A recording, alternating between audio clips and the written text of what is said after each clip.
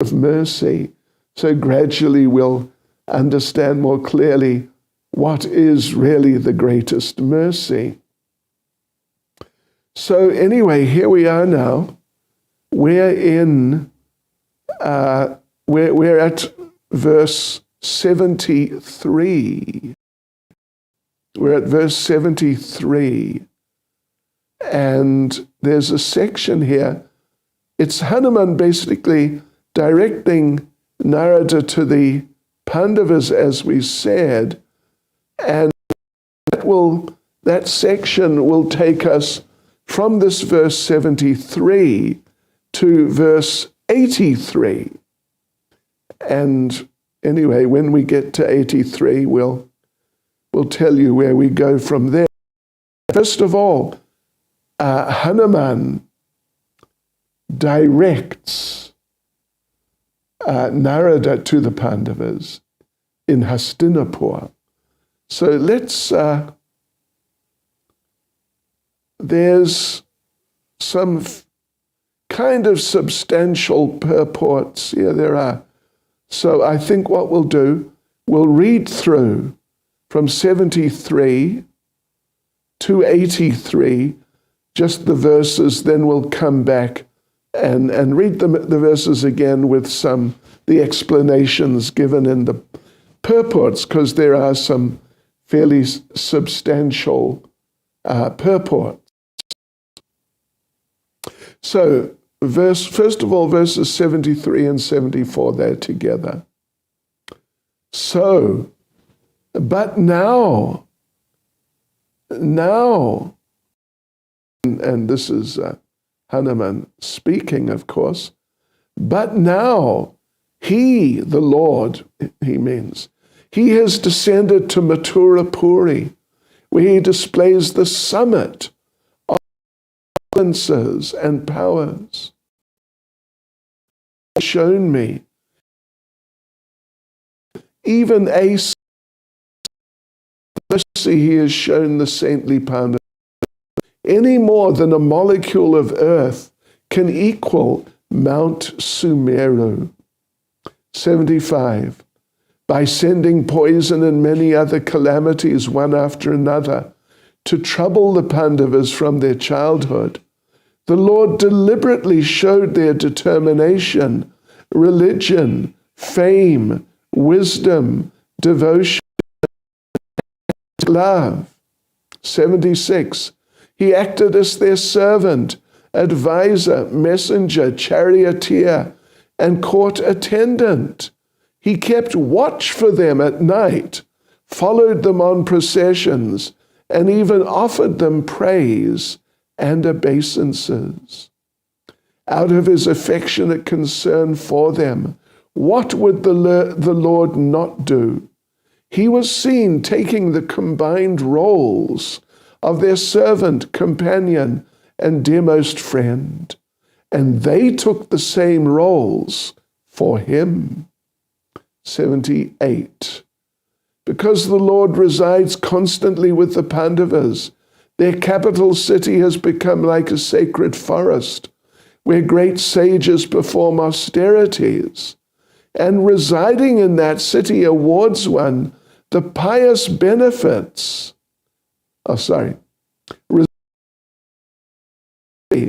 Residing in that city awards one the same pious benefits as performing of penance. Sri Parikshit said, upon hearing these words, Sri Narada became uncontrollably eager to the lotus feet of Krishna. He simply wanted to go to Dwaraka and live there forever. He stood up, sat down, and stood up again. He danced enthusiastically, filled with inner joy. Cries. Verse 80. Hanuman's heart was immersed in transcendental from speaking about the Pandavas, with his ecstasy raised even higher by Narada's dancing. He continued to speak about the topics. 81. Sri Hanuman said, calamities that befell the Pandavas, most auspicious and desirable, because those calamities, the of Godhead anxious to join the Pandavas quickly. And 82. O Pandavas, pure love has subdued you. Ignoring discrimination and etiquette, you engage my Lord as your messenger and charioteer.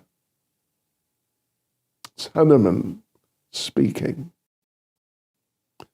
This is 83. You Pandavas must know some transcendental herb or mantra that can enchant the most powerful enchanter. Amazing.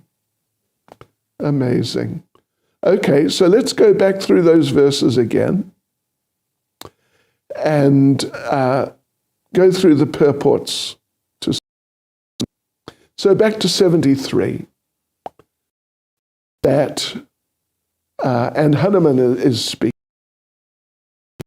But now he, the Lord, in this case Krishna, has descended to Mathura Puri, where he is the summit of his opulences and powers. All the mercy he has shown me cannot equal even a speck of the mercy he has shown the saintly Pandavas, any more than a molecule of earth can equal Mount Sumeru. Yes. Well, in one interesting point is that Hanuman, that the Lord just gave me just no mercy. He just didn't give me any mercy at all. But here in this verse, these two verses, 73 and 74, at least he is admitting that he did get some mercy. Compared to what the Pandavas got, he's saying, it really wasn't much at all, but it was something. It was not nothing, which was what more or less said before. Yes. So the point that Hanuman is making is that eventually he left me, and, when he went back to the spiritual world, my Lord left me. But at least up till that time, he did give me some mercy. So, some mercy. Yeah. So now Hanuman, he wants to divert the attention of Narada away from a person or group. So he says, you must go to the Pandavas. Verse 75, by sending poison and many other calamities one after another to trouble the Pandavas from their childhood, the Lord deliberately showed their determination, religion, fame, wisdom, devotion, and ecstatic love. So the thing is that the Pandavas, as Hanuman is admitting, they had a really extremely hard time. It wasn't, as some people think, you know what some people think? Some people think that if we get the mercy of the Lord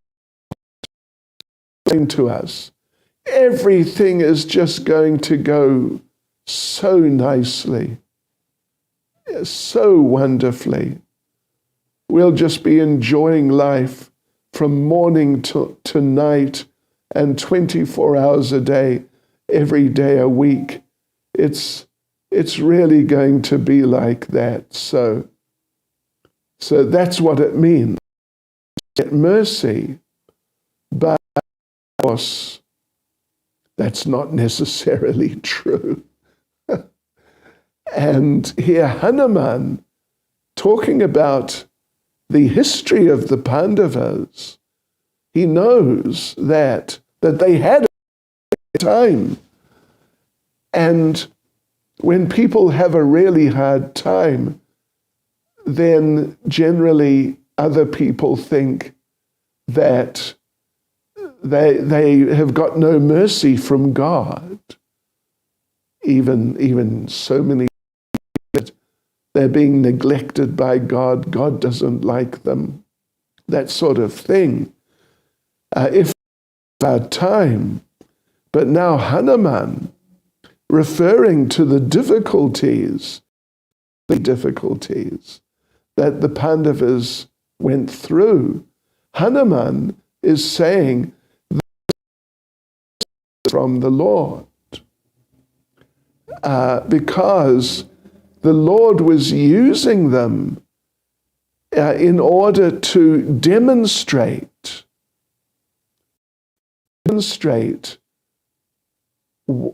what first-class devotees are like, how special first-class devotees are. And in that way, the Lord was arranging believers to become glorified. That look and see how the Pandavas dealt with this, and then they dealt with that, and they dealt with so many things, and they came out successful.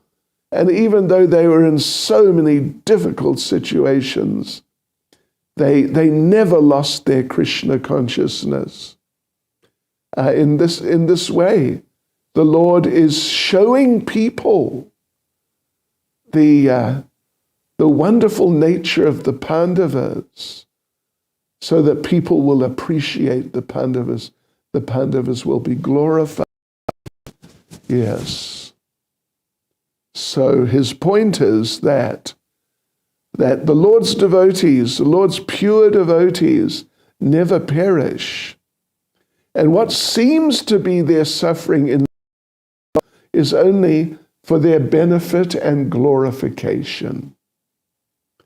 76. He acted servant, advisor, messenger, charioteer, and court attendant. He kept watch for them at night, followed them on processions, and offered them praise and obeisances.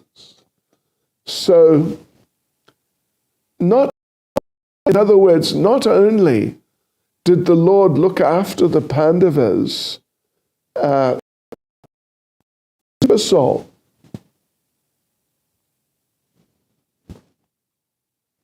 by making different arrangements behind the scenes, but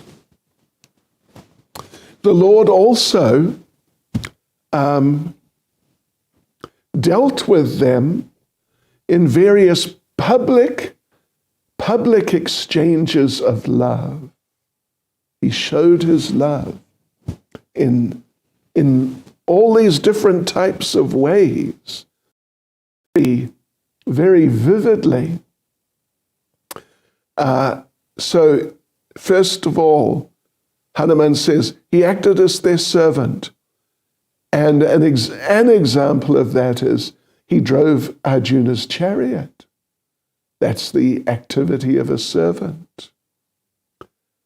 He was an advisor. And sometimes in Maharaj Yudhisthira's court, when Maharaj Yudhisthira was ruling, Lord Krishna sat as the head of the assembly of advisors. Then he washed, then as court attendant, he humbly washed the feet of every guest at the Rajasuya sacrifice of Maharaj Yudhisthira.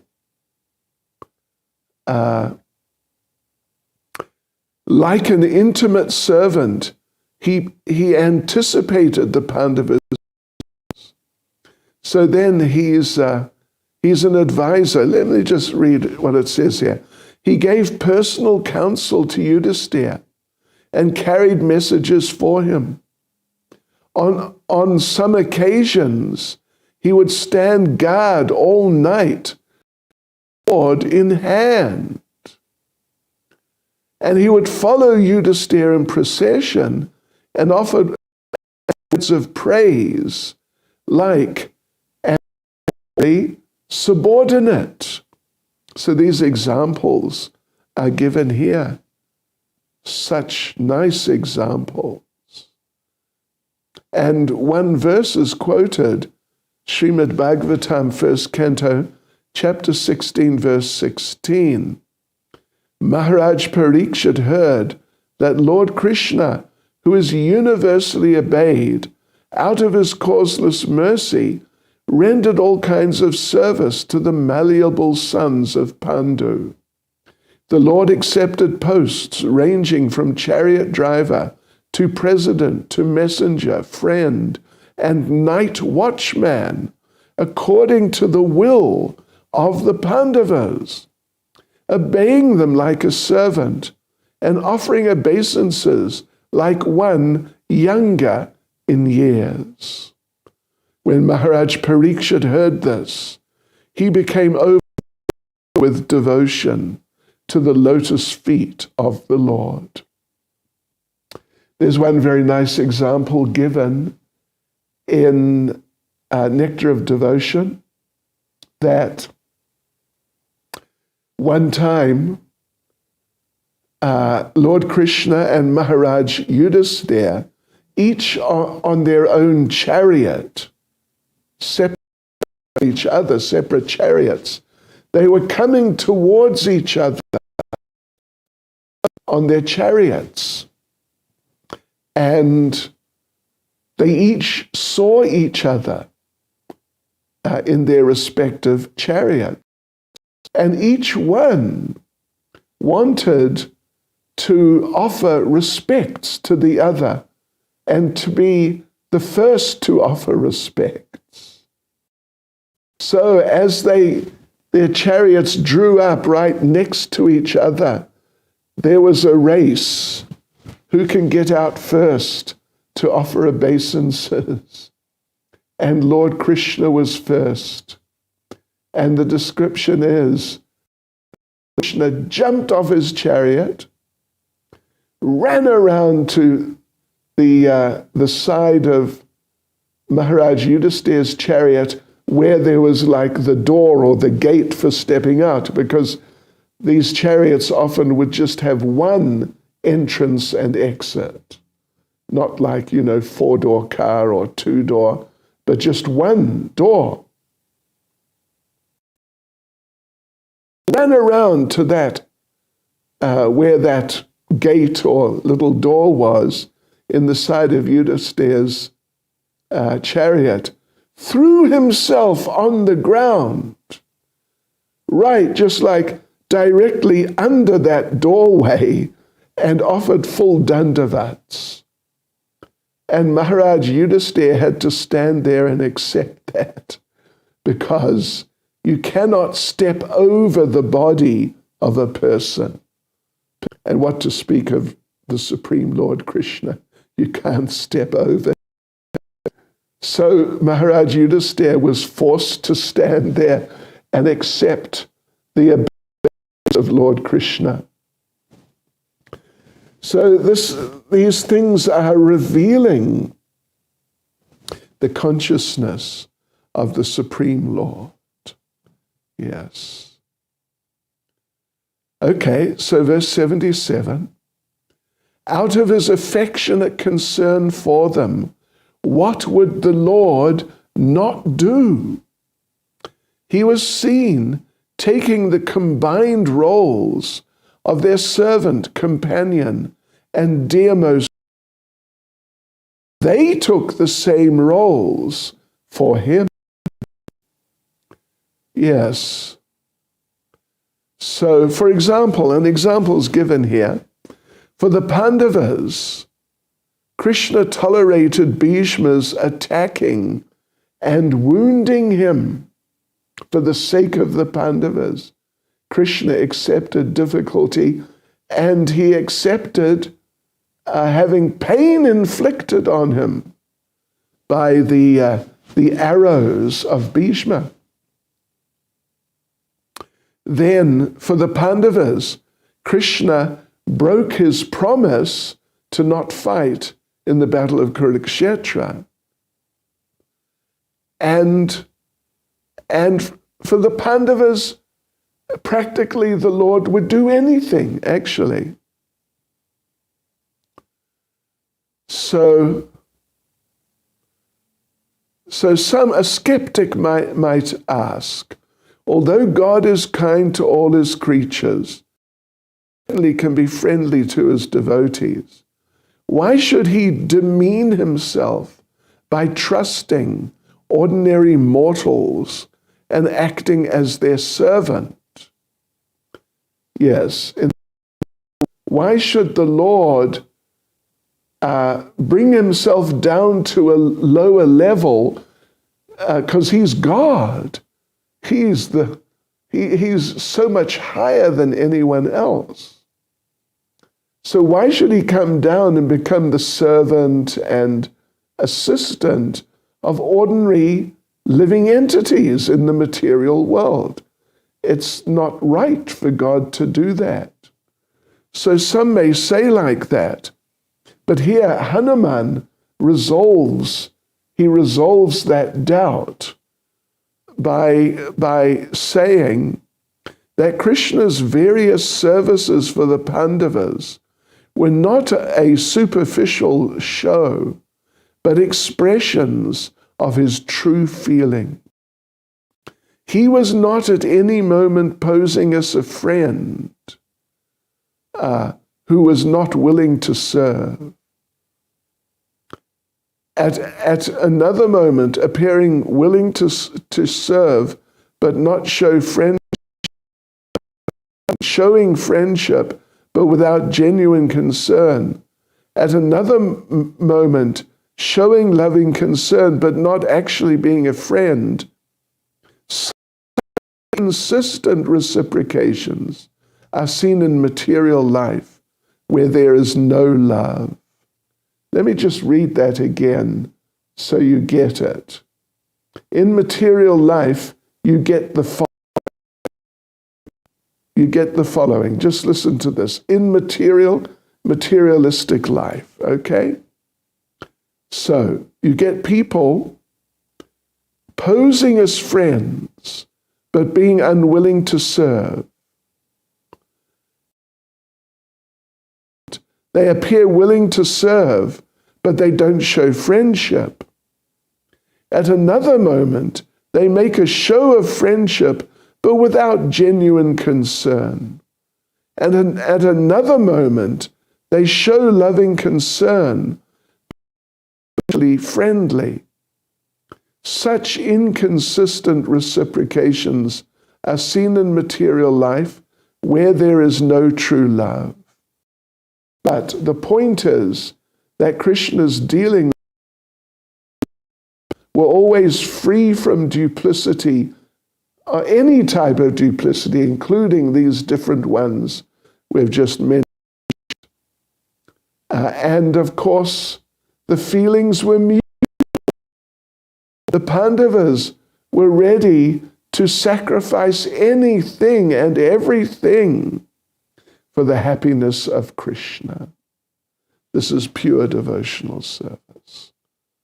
78. Because the Lord resides constantly with the Pandavas, the capital city has become like a sacred forest where great sages perform austerities. And residing in that city awards one the same pious benefits as performing austere penance. Yeah. So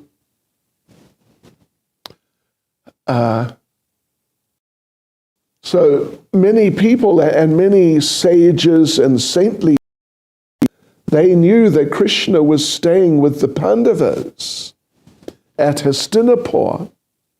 And so, therefore, Hastinapur, which is, you could say, like an ordinary capital city in a sense, Hastinapur became like a sacred place. A sacred forest where great sages perform austerities. And for living in that city, people would get the same benefits as people get from performing great acts of penance. So like this,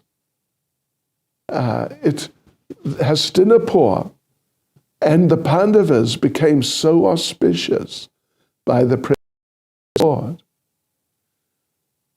Lord. 79. Sri Parikshit said, upon hearing these words, Sri Narada became uncontrollable to see the lotus feet of Krishna. He simply wanted to go to Dwaraka and live there forever. He stood up, sat down, and stood up again. He danced enthusiastically, inner joy, and made loud cries.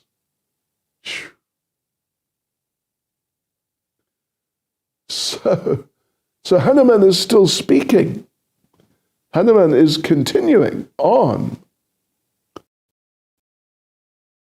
Couldn't stop himself. Narada couldn't stop himself. He would interrupt. Hanuman would interrupt. Narada would interrupt Hanuman. Hanuman is speaking.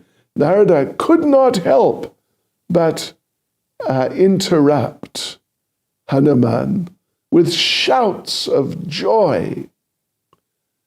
Narada's ecstasy had become uncontrollable.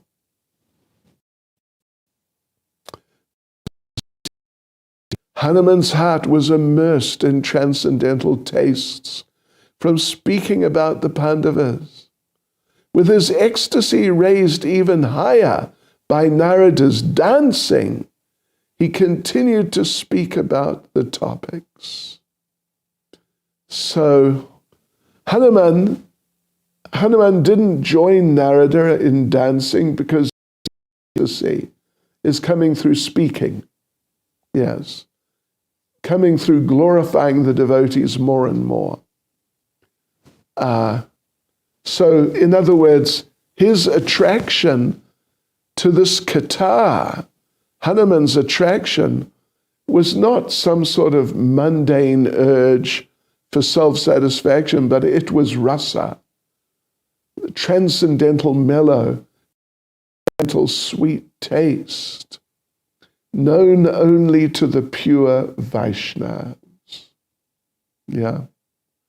And this kata rasa, acts like an intoxicating liquor. It makes those who drink it forget the pain of material life because they just absorb themselves, immerse themselves in complete satisfaction and happiness on the spiritual platform. But Hanuman, Hanuman's speaking. It's sort of like you could say, Hanuman is giving class. Hanuman is giving a lecture. And what would you think? I'm sure many of you give classes. And what would you think if, in the middle of your class, someone jumped up and started dancing wildly and shouting in ecstasy? What would you think? So Well, I know what I'd think. But Hanuman didn't become annoyed. Rather, quite the opposite happened. That Hanuman didn't become annoyed, but rather his ecstasy increased, and he felt inspired to go on more and more. 81. Sri Hanuman said, all the calamities that befell the Pandavas were most auspicious and desirable. How could that be?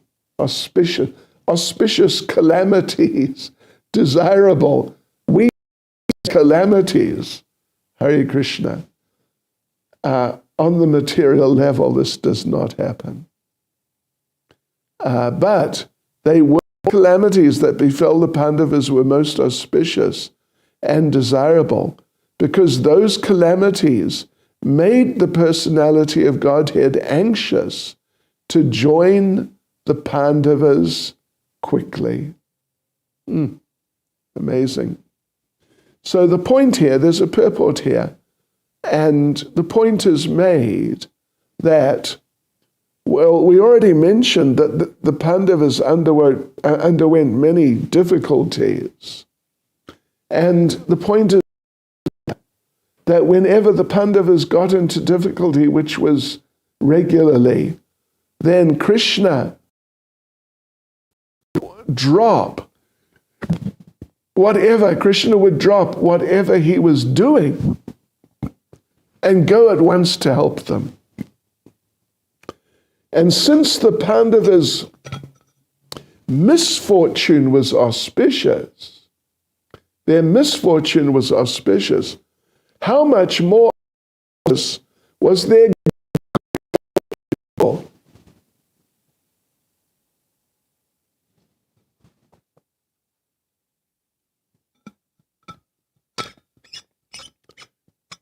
He helped them kill Jarasandha. And then at Yudhisthira's program, his Rajasuya, Krishna washed the feet of everyone. I mean, this is just the Supreme Personality of Godhead, the greatest of the greatest of the great. And he's now helping his devotees in ways like this. It's incredible, actually. So therefore, what Hanuman is saying really is all those calamities and difficulties and problems, they were not really calamities, difficulties, and problems. They were just a show arranged by Krishna so the world could see what sort of people these are. These are the greatest devotees, and you can see it. So like this, Krishna glorified the Pandavas. So, okay, and 82. O Pandava has subdued you. Ignoring discrimination and etiquette, you engage my Lord as your messenger and charioteer. It's incredible, isn't it? Ignoring discrimination and etiquette, the devotees are engaging the Lord as messenger and charioteer. Yes. So Hanuman, it's Hanuman speaking, of course, and he's just completely astounded, totally astounded at the behavior of the Pandavas with Krishna, and how they, in different ways, violated the standard etiquettes and like that. There are, let me just read this. Violating the proprieties that forbids servants from giving orders to their master. The Pandavas failed even that menial services like carrying messages are not tasks in which to engage Krishna, the Supreme Personality of Godhead, the Lord of the supervisor of Brahma, and all the demigods. Now, you can't do that. The Supreme Lord submits to such treatment only from his dearest devotees. So that's wonderful. And that's what's so wonderful. There are many wonderful things about Krishna consciousness and how Krishna becomes the humble servant of his devotees. This is one of the most wonderful things about Krishna consciousness. Yeah. So 83. You Pandavas must know some transcendental mantra that can enchant the most powerful enchanter. You get in sort of mystical sciences, you get different mantras. People control snakes through mantra. People can control people through mantra. And also with different special herbs, you can control different living entities who normally be controlled.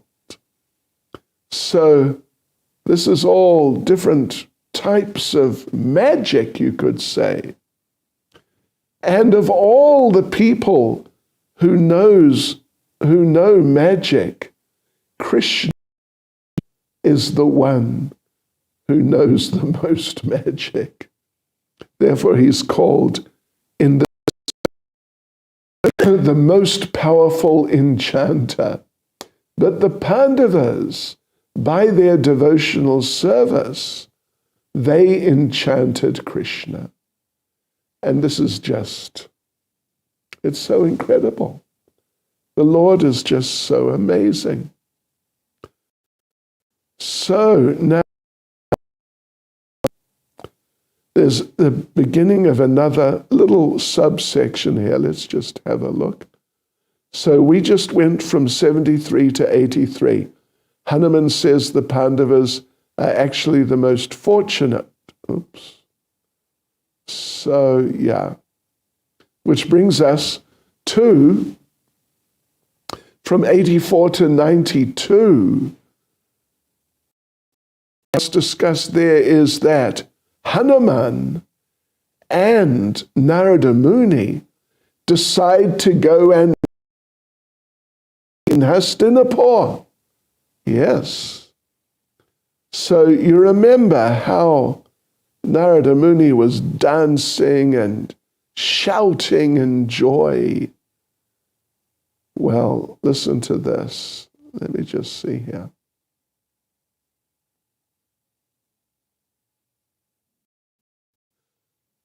I think I'll just read through. I won't, do it twice. So 84.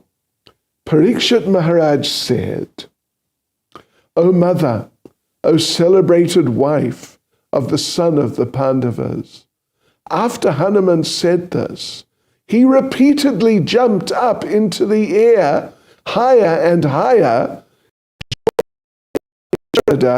in dancing. He then continued to speak. Wow. So anyway, the point is, when pure devotees are glorified, everyone in relation to them is glorified, including their families and disciples. So Uttara, who of course Maharaj Parikshit is speaking to Uttara here, is both his mother on one hand, the mother of a great devotee, Parikshit, and the wife of a great devotee,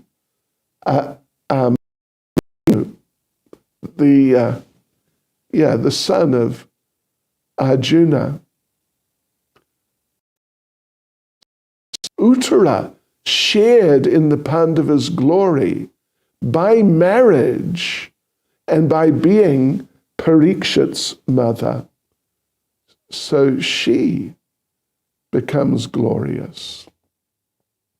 O Master of all masters, you are conquered by your great affection for your devotees. This is how you attract their hearts. So it is by doing these things, this is the point, by doing and assisting and advising and protecting, helping his devotees in so many ways. This is how Krishna attracts the devotee because of his great affection for him, attracted to him. Yes, by driving the chariot, being the order, and all these things we already mentioned a few times. And because of their service to him, he becomes controlled by the devotees. Here a verse, Srimad Bhagavatam 9.4.63 is quoted. 9.4.63. I am completely under the control of my. Indeed, I am not at all independent. Because my devotees are completely devoid of material desires, I sit only within the core of their hearts. What to speak of my devotees? Even the devotees of my devotees are very dear to me. So a question is raised here that when the Lord takes these humble positions and gives up his independence and becomes dependent on the devotees, don't the devotees feel bad? Don't the devotees feel bad that this is my Lord, the greatest of all, and he's treating me like I'm his master and I'm just his, and he is just my servant? Oh no, can't do that, shouldn't do that. So the devotees, when the Lord becomes the servant of his devotees, doesn't it cause pain to the devotees? And the answer to that is no, it doesn't. Because the devotees, their hearts become attracted to him, and their love for him just overflows. And they become filled with pleasure, thinking that my Lord is so wonderful that he does these things for me. Yes, so he is affectionately concerned for the happiness of his devotees. Therefore, the devotees are happy to see him drive the chariot of Arjuna. And they don't think that, oh no, that's not good, mustn't do that. They're happy because he is Bhakta Jana Priya. He's dear to the devotees. And like an attentive parent, he nurtures and helps them develop spiritually as devotees as transcendental persons.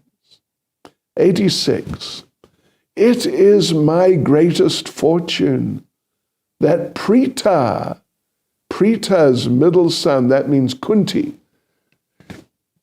she's the mother of the Pandavas, but she's also called Prita. That Prita's middle son, Bhimasen, is also my dear younger brother. They're both sons of Vayu, in a certain sense. We talked about that last night. I think many of you were in the program yesterday afternoon at least. And it was mentioned, we mentioned how Vayu is considered in a sense to be sort of like a father to Hanuman. Yes. And now Hanuman is saying that it is my good fortune that my younger brother is Bhima from the Pandava brothers. Yes. He feels these Pandavas are so wonderful, such great devotees and great personalities. And for me to have a brother like Bhimasen, one of the Pandavas, that's a great blessing. It's a great blessing for me. You know, there's a story, let me tell you a story. When Bhima and Hanuman met, you know this story. Bhima and Hanuman met because Hanuman, you know, he's way back many millions of years ago, as we mentioned the other day, and Bhima is much more recent, 5,000 years ago, when Lord Krishna was present. So how are they going to meet? But the thing is, Hanuman was still on the planet, and he's still here even right now. But anyway, the story is, it's a nice story, that while in exile, the Pandavas were traveling around here and there, and they came to one mountainous region, and one very beautiful, incredibly beautiful flower fell into the lap of Draupadi when they were traveling around in that mountainous area. And she asked Bhima, can you find some more of these flowers? So Bhima said, sure, I'll find them. And he went to the mountains. And so he's climbing and climbing, following the scent of the flowers and feeling, yes, I'm getting closer, when suddenly he came across this big monkey, this big old monkey, who was sitting with his tail, his big heavy tail, right across the path up into the mountains, which was the only path, and Bhima had to follow that path. So Bhima respectfully said that, could you please move your tail so I can continue on? I have a mission. And it was Hanuman, but Bhima didn't know. And Hanuman said, oh, I'm an old monkey, I'm very tired. I can't move my tail. If you want it moved, can you move it? You can move it yourself. And Bhimasen, as a Kshatriya, he became insulted. How can you do like that? Do you know who I am? I'm Bhimasen. You're a monkey. You must know Hanuman. Of course, this is Hanuman, but Bhima doesn't know. You know, Hanuman is my brother, the great Hanuman. So don't treat me like this, because I'm the brother of the great Hanuman, who's a great monkey. And the monkey, Hanuman, but Bhima doesn't know. The monkey said, who's this Hanuman? Hanuman, just don't bother me, with talking about your relatives. If you want to cross, just pick up my tail, move it out of the way and go. So then Bhima tried to lift the tail. He couldn't lift the tail. And he tried and tried and tried till he just couldn't manage it any longer. And then he understood that I've insulted you, I've offended you, you're actually a very powerful, great person. I'm very sorry. Could you please tell me your name? And then Hanuman said, my name is your brother. And so they had very nice reunion, embracing and so on. So that's meeting his brother Bhima, because they're both sons of yes, anyway. So let's see, okay. We'll continue on from here tomorrow.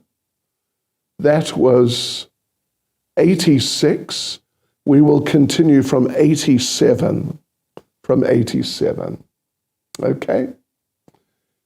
Hare Krishna, Srila